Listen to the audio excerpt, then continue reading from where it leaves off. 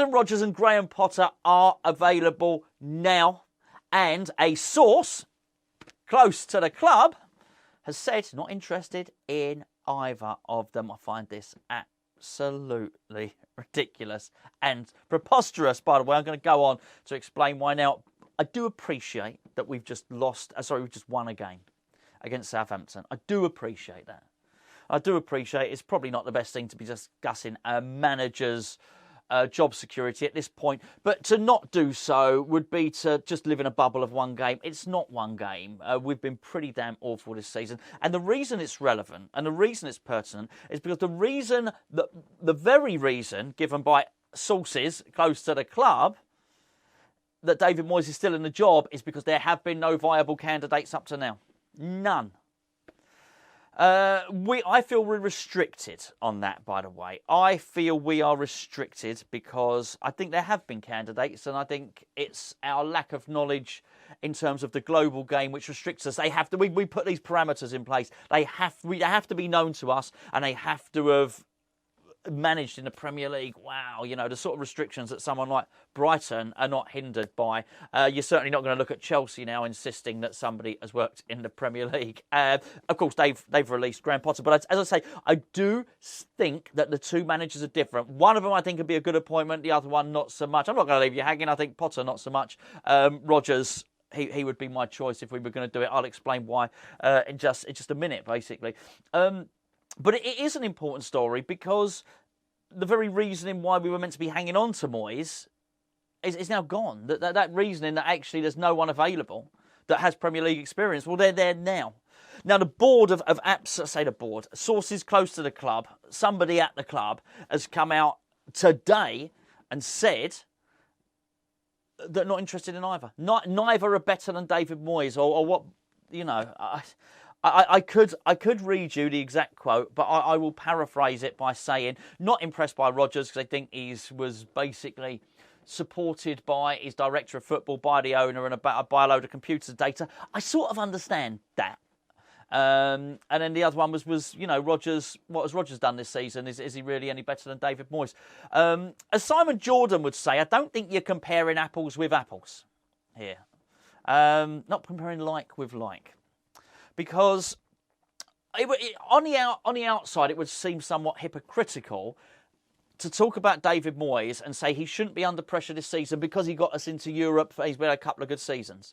So it'd be hypocritical of me to dismiss that because I just think you've got to deal with the last 12 months, the here and the now, and then turn around and say, it's harsh for Leicester to sack Brendan Rodgers because he's done what he's done, he won him a cup and that sort of thing. However, I do think, as I say, you're not comparing like with like. Brendan Rodgers has not had the financial backing that David Moyes has had. Far from it. It's not just the 200 million this season, by the way. It's actually the fact that David Moyes has not had his best players sold out from underneath him.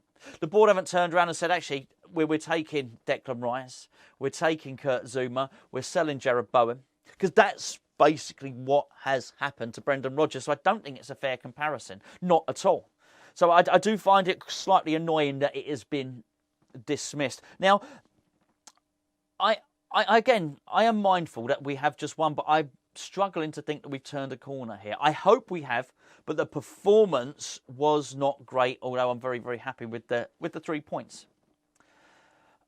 The performance itself was just very much like it. Basically, the team that was selected and the performance we got was exactly the stuff that had got us to 19th in the league. That nothing had changed. And I was rather hoping after 2.5 weeks in the training ground, something would have changed. Either the impetus of the team might have looked different. We might have attacked a bit more and not sat back. That didn't happen. Maybe the shape had changed. That hadn't happened. Okay, that's fine. That's not a problem. You can keep the same shape, but are you going to attack with... You can still play forward at the back and attack. You don't have to play forward at the back and defend. You get what I'm saying. Or that maybe the personnel would have changed. And I've got to say... the trouble with the personnel on there was evident. And I'm speaking primarily here about Thomas Souček. My point was, when you look at the team and you think he's learnt nothing has changed. And because nothing has changed, I'm now worried that between now and the end of the season, are we going to pick up the 3 wins that we probably need?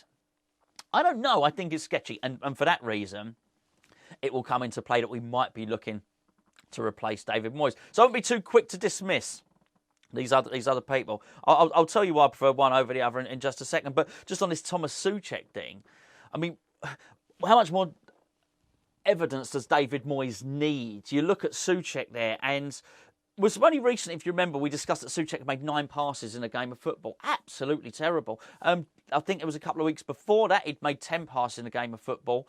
This was equally bad, by the way. He had made 11 passes, completed 11 passes out of 21, something like that. He had a 52% pass success rate. And by the way, his tackling was equally poor. He lost out. In fact, the next video I upload on this channel is going to be primarily about that. What it is it extracts from myself and Gio discussing our player ratings, which we do over on our Patreon channel, and we go into statistical detail about quite how poor Thomas Souček was. Not to particularly dig him out, but, why does David Moyes keep selecting him? And that's why I think that maybe things won't get better. I don't know, it'll either be today or tomorrow that I upload that video. Keep an eye out for it. I mean, it doesn't make for good listening, I've got to say. By the way, I should probably say now, now is the best time to sign up to our Patreon channel. What is our Patreon channel? Well, it's our third. We have a third West Ham channel, and that channel basically funds myself, Gio, and Charlie doing these 2 other channels. It's what allows us to upload every day and do this for our job. So if you'd like to come across and support Hammers Chat, there's 3 separate tiers, hopefully catering for every budget. Then we very much appreciate it. The link's in the description below. It's patreon.com/Hammers Chat. We're not just asking you to help us out and support us and whatnot.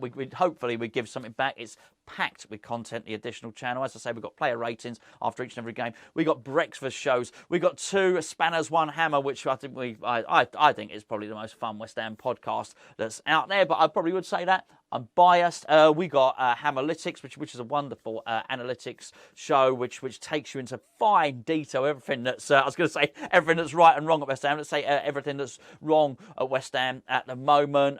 We have opposition previews. We've got Anton Ferdinand. Anton Ferdinand is a Hammers Chat sign-in. He is a regular contributor we do lots and lots of podcasts with Anton now. The thing I like about Anton is he's honest. He doesn't try and be the diplomat. He doesn't shirk what needs to be said. We're really pleased to have him on board exclusively to Hammers Chat Patreon. There's prizes, giveaways. There's loads of prizes. We've got loads of stuff on here. Links in the description below. Patreon.com/Hammers Chat. We'd really appreciate your support. Go and check it out. But keep an eye out for, if you don't go and sign up, then we've cut out a couple of extracts from the player ratings, which we discussed after the Southampton game, and we'll be sharing those with you tomorrow. So do I think things are going to change massively with David Moyes? No, I don't. I don't think that's the case at all. I hope he can get the 3 wins, but I was not motivated by the words that had come from a source within the club. Potter is a project manager. If David Moyes gets sacked now, then we need an immediate upturn. We need someone who's going to come in and get us those 3 wins. Do I think that Graham Potter's career is over? No. Do I think he's useless? Far from it. But I think he probably does need that stuff that was alluded to earlier, the analytics department, the scouting, the coaching. He's a project manager. He needs all the club to be pulling in one direction. Let's say that. He's quite quiet and unassuming. That's not what I think we need. If we're in such a pickle that we get hammered by Newcastle and come the end of next weekend, we're back in a mess, then I think what we're going to need to do very, very quickly is get ourselves out of it. We've got good players, I'm sure of that. And for that reason, I prefer Brendan Rodgers. I tell you what, he's got charisma and he's got personality and he's got bundles of it. Yep, he does the football, the tactics, all that stuff. That's all well and good. But I feel that the players are quite down the dumps at the moment. I'm bloody down the dumps at the moment because of West Ham. There's no doubt about it. Yes, it's nice we're in 14th, but I mean, I'm crapping it, having seen how good Newcastle are. I think Brendan Rodgers comes in, he immediately makes the training ground a more fun place to be. Look, you've heard the rumours, right? He immediately makes it more fun. I think he immediately motivates the players. He's charismatic. He's got a big personality. And he goes in there and says, you're brilliant, you're brilliant, you're brilliant. And I also think, more importantly, because of his brand of football, he gets the best out of players. I just don't think he would indulge somebody like Thomas Souček. As I say, look, please do go and just wait for the video tomorrow. If you think I'm really over hammering Thomas Souček, I give him a lot of mitigation. I feel bad for him. All right, he's been changed. David Moyes has changed him. He's not the only one. He's changed Fornals. David Moyes has changed a few people that used to attack and made him far more defensive. Right, so I'm not overly blaming him. It might sound like I'm digging him out, but my point is, there's no way Brendan Rodgers is going to allow somebody in the team that doesn't offer that. He will get us attacking. So for that reason, he would be the choice. I think that one is so much better than the other. I think Rodgers would be so much better than Graham Potter. I really do. Maybe none of them would want the job, but I do find it slightly, and more than slightly, I find it incredibly annoying that we're dismissing it straight away. Like honestly, we're asking the question, is one of them any better than David Moyes, or both by David Moyes? What it does is it ignores the precarious situation we're in. It's not really whether one or other is better historically than David Moyes. The question really is, are either of them better than what David Moyes will be between now and the end of the season? That is exactly the point, because that's really what it all comes down to. And I think in the case of Brendan Rodgers, if I'm listening to team talks, I'm looking at tactics, I'm looking at the remaining fixtures, which are basically 11 games left to go as I record this now, who do I think is more likely to galvanise the team, get us attacking, score us the goals because I don't think the sitting back works. I think it worked against Southampton. Not sure it'll work against too many others. Every time we get a win, the team are crap. All right? The team, I forgot their name now. Lucaretz, whatever they, I actually have forgotten their name. There you go. The team that Larnaca. There we go. Hey, got there in the end. Larnaca were awful. Nottingham Forest were awful. Southampton were awful. We can beat awful teams, but there ain't that many of them until the end of the season. So whoever got more faith in, David Moyes or Brendan Rodgers? Absolutely Brendan Rodgers.